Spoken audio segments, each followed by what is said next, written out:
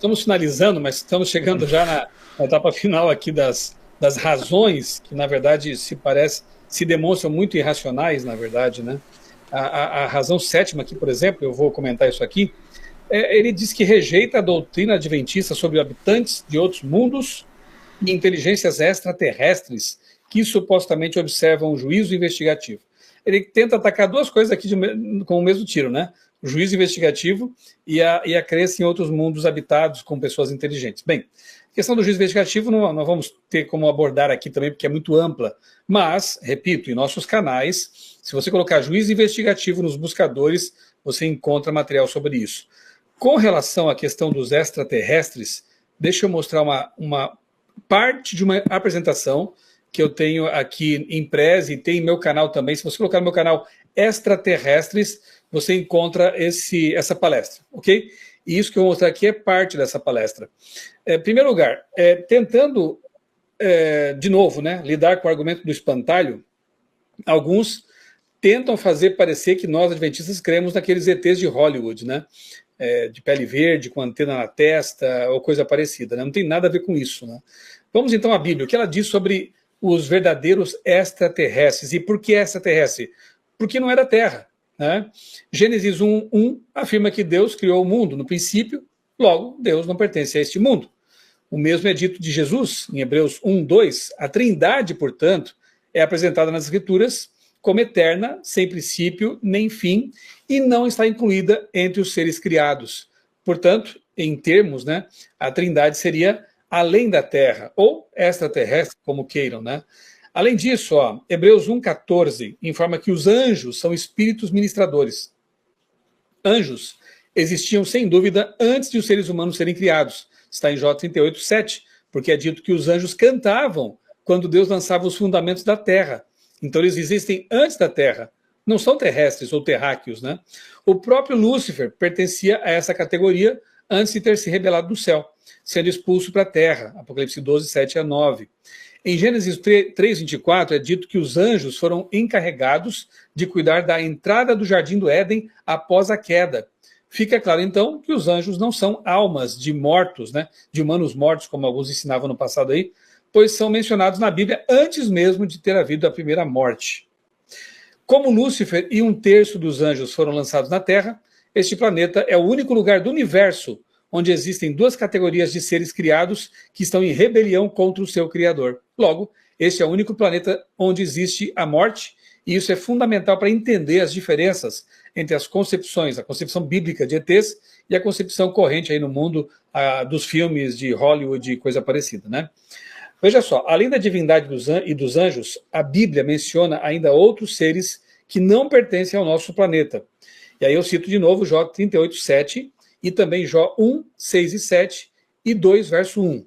A gente lê o seguinte: num dia em que os filhos de Deus vieram apresentar-se perante o Senhor, veio também Satanás entre eles. Então perguntou o Senhor a Satanás: de onde você vem? De onde vens? Satanás respondeu ao Senhor e disse: de rodear a terra, faltou um T maiúsculo aí, né? De rodear a terra e passear por ela. O lugar da reunião não era a terra, porque Satanás veio de lá. Os seres humanos não têm acesso ao céu. Então, quem eram esses filhos de Deus mencionados no verso 6? Também não eram anjos, porque anjos estão sempre perto de Deus, porque eles habitam o céu. Então, eram filhos de Deus que vieram de um outro local, não eram seres humanos, e foram participar dessa reunião cósmica ali com Deus. Interessante isso, né?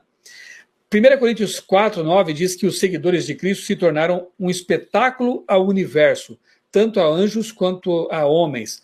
A palavra grega aí para espetáculo é teatron, de onde a gente traz a tradução para teatro, né? Portanto, a Terra está sendo observada por anjos e por homens.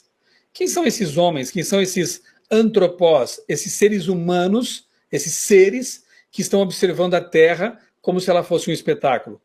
Não estão aqui, portanto. Efésios 3:15 diz que toda a família, tanto no céu como sobre a terra, toma o nome do Pai. Hebreus 11:3 diz que os mundos foram criados pela palavra de Deus. Outras traduções trazem universo, enfim, o vasto universo, né?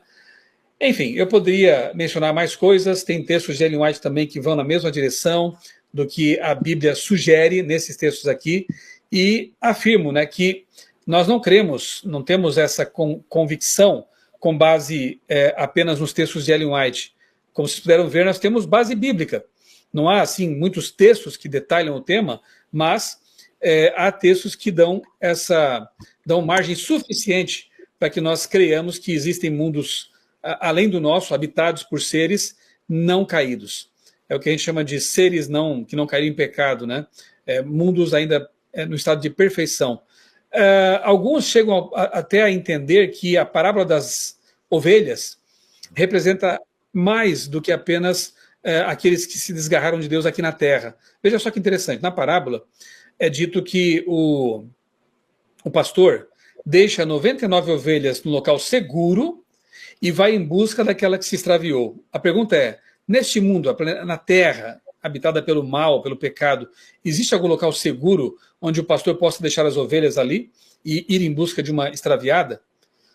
Alguns, levando em consideração isso, entendem que a terra, além dos pecadores, é óbvio, mas a terra, aquele mundo pelo qual Deus morreu, né? Jesus morreu, poderia muito bem representar essa ovelha desgarrada. Jesus deixa as 99 seguras, os bilhões de mundos seguros, e vem em busca daquele que se perdeu, daquele que se extraviou. Portanto, a crença, e mais uma vez, não é uma crença unicamente adventista, né? Conheço outras pessoas de outras denominações que têm a mesma concepção de que, sim, existem mundos criados, não caídos, e que seria um tremendo desperdício de espaço criar um universo com bilhões e bilhões de galáxias, bilhões, trilhões de sóis e sistemas solares, e apenas um planetinha localizado ali numa das extremidades da Via Láctea conter vida criada, né? Então, é basicamente isso. Não sei se os colegas querem complementar alguma coisa com respeito a esse tema. Eu queria, Excelência. É muito interessante a expressão Bene Elohim que você utilizou. Bene Elohim, que é a expressão filhos de Deus. E é muito interessante que quando chega no livro de Jó, as pessoas, não, aqui é uma referência aos anjos. Aí quando chega no livro de Gênesis, no capítulo 6, não, aqui é uma referência aos filhos de Deus, aqui são os descendentes de Sete, né? Não é os descendentes, não são anjos, porque tem uma religião, não vou mencionar, mas que acredita que os anjos desceram e tiveram relações com as mulheres e tiveram os nefilim. É uma viagem que a turma tem por aí. Mas a mesma expressão, Bene Elohim. E ali em Gênesis, o cristianismo tradicional entende ser os descendentes de Sete, os filhos de Deus. Ou seja, seres que não são anjos. Aí a mesma expressão é usada em Jó, Bene Elohim, não, aqui são anjos. É muito interessante, eu gosto de uma abordagem que tem no livro de Apocalipse, eu consigo vislumbrar algo muito interessante aqui no Apocalipse capítulo 12, porque fala de duas expulsões de Satanás do céu. No capítulo 12, verso 1, diz, viu-se um grande sinal no céu, uma mulher vestida de sol, tal, e aí depois ele vê um dragão, no verso 3, viu um outro sinal no céu, eis um grande dragão vermelho que tinha 7 cabeças e 10 chifres, sobre as cabeças 7 diademas, e a sua cauda levou após si a terça parte das estrelas do céu. Está falando da expulsão da saída de Satanás do céu, quando ele arrasta a terça parte dos anjos. Ele foi expulso, ele saiu do céu. Mas ele, como a gente viu no livro de Jó, tinha acesso ali a estar em reuniões como representante da terra, não como representante legal, mas por usurpação, porque era para Adão estar nessa reunião, e não Satanás. Mas Deus, de onde você vem? Não, estava passeando até. Ele vem como representante de Deus. Você observou Jó? Sim, mas ele te serve por causa disso e disso. Só para encurtar essa história, Jesus Cristo, quando resgatou o planeta Terra, quando tem reuniões hoje no céu, e vamos falar sobre a Terra, Jesus se levanta e diz, eu sou o representante. Graças a Deus por isso. Nós temos hoje um representante que resgatou esse planeta, mas era para ser Adão. E os outros mundos que Deus criou deveriam estar ali. Agora olha o que diz o Apocalipse. Satanás, então, ele sai do céu levando a terça parte dos anjos. Mas aí agora, no verso 7, fala de outra batalha. Diz assim, houve batalha no céu, Miguel e seus anjos batalharam contra o dragão, também batalharam o dragão e seus anjos, e não prevaleceram, nem se achou no céu o lugar deles. Foi precipitado o grande dragão, a antiga serpente, que se chama Diabo Satanás, que engana todo mundo. Ele foi precipitado na terra e seus anjos foram lançados com ele. Eu ouvi uma voz do céu que dizia, aqui está a chave, porque eu entendo ser uma segunda expulsão. E ouvi uma grande voz do céu que dizia, agora é chegada a salvação, e a força e o reino de nosso Deus. Quando é que a salvação veio? Através da morte de Cristo. e o poder de seu Cristo, porque já o acusador dos irmãos foi derribado, o qual, diante de nosso Deus, os acusava de dia e de noite. É exatamente o que acontece no livro de Jó. Então, Satanás ia até o céu e ficava acusando. E agora, quando Cristo morre, ele é definitivamente expulso. Tipo assim, você não é mais um representante aqui. Agora tem um representante que resgatou Jesus Cristo. Então ele é expulso definitivamente dali como representante da terra. E aí o texto, por isso que o texto diz assim, agora está chegada a salvação e o reino do nosso Deus, porque o acusador dos irmãos que acusava de dia e de noite foi expulso. Aí o verso 11 e 12, olha que interessante, diz assim, eles venceram pelo sangue do Cordeiro, pela palavra do seu testemunho e não amaram a sua própria vida até a morte. Pelo que alegrai-vos, ó céus, e vós que neles habitais. Peraí, os anjos não habitam, não é com Deus? Essa expressão aqui, céus, é uma referência ao universo. Pelo que alegrai-vos, ó céus, e vós que neles habitais.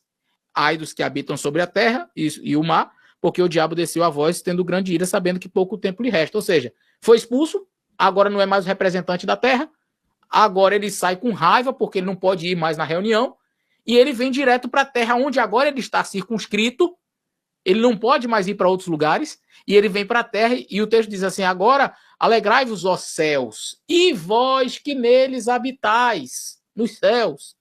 Porque se fosse uma referência aos anjos, diria alegrai-vos, ó anjos. Mas o texto fala alegrai-vos, ó céus, e vós que neles habitais. Agora vocês da terra, fiquem atentos, porque Satanás, agora que ele não é mais o representante, ele desceu com ira, porque ele sabe que falta pouco tempo para ele, vai tentar destruir o quanto ele puder de seres humanos. Mas o texto é muito interessante quando fala alegrai-vos, ó céus, como uma referência a todo o universo, e vós que neles habitais. Não é uma referência apenas aos anjos, porque se fosse só aos anjos, diria aos anjos, alegrai-vos, ó céus e anjos, e não vós que neles habitais.